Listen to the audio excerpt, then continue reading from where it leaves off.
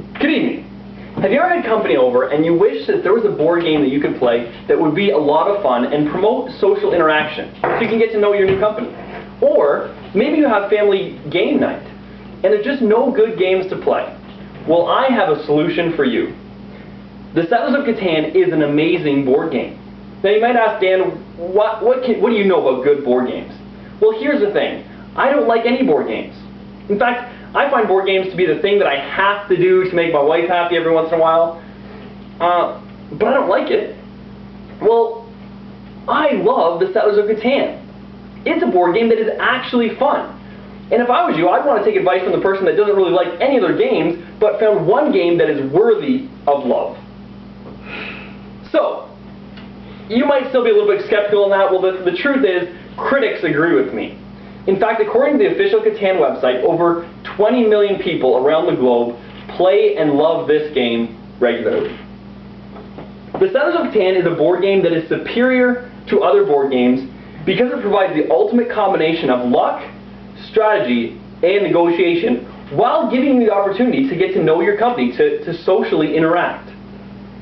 Today I want to give you some helpful information about the Settlers of Catan that could revolutionize your game nights. So I want to tell you about the dynamics of the game, how you play, how it works. I want to compare Settlers of Catan to other board games, such as Monopoly. And then I want to give you some of the highlights of the game that makes it so wonderful. The Settlers of Catan was launched in 1995 by a German board game maker named Klaus Teuber. The goal of the game is to reach 10 victory points. And you do that in a number of different ways. One of those ways is by building cities. They're worth 2. Another one is by building settlements. There's also points for the longest road, for the largest army, and there's special victory points that you can buy when you get development cards. The player can attain victory points in innumerable different ways, and how it works is you play with your board, and so on the board game you have your space and you're trying to build your stuff up. But the game is still very interdependent. You have to use negotiation skills and trading with the other players to help you yourself succeed. The game stimulates the key elements of the marketplace in a capitalist society. You have to buy, you have to trade, you have to acquire, you have to invest. It's so much like real life that it kind of makes that part of it fun. If you compare the game to other board games, like Monopoly, say, Monopoly is what's called an American-style board game. There is only one objective, and there's one way to reach that objective. In this game, the board game changes every time, and there are many different ways of reaching the objective of 10 victory points. So it makes the game a lot more exciting. And as far as German-style board games go, the Washington Post said that Settlers of Catan is the pinnacle of German style. Popular games such as Monopoly and Candyland just don't match up to a game like Catan. Unlike board games like these two, there's no downtime between turns. So when it's not your turn, you're trading, or you're strategizing, or you're negotiating, but you're doing something to try and still promote yourself and your board. And there's a great lesson learned in the game too. As opposed to Risk, where you obliterate your opponent, here you have to actually trade and work with your opponent to succeed.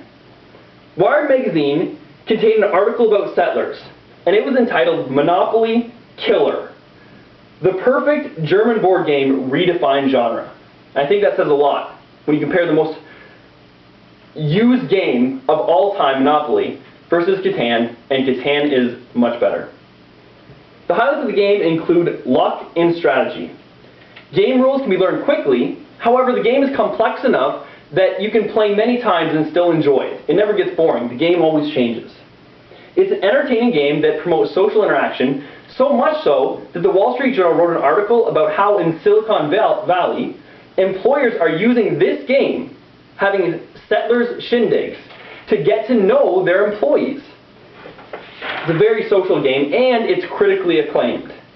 It was a 1996 Origins Award winner for Best Fantasy or Science Fiction Game. And that's a big award, that's a big deal. The Washington Post states that it's the greatest board game in this era.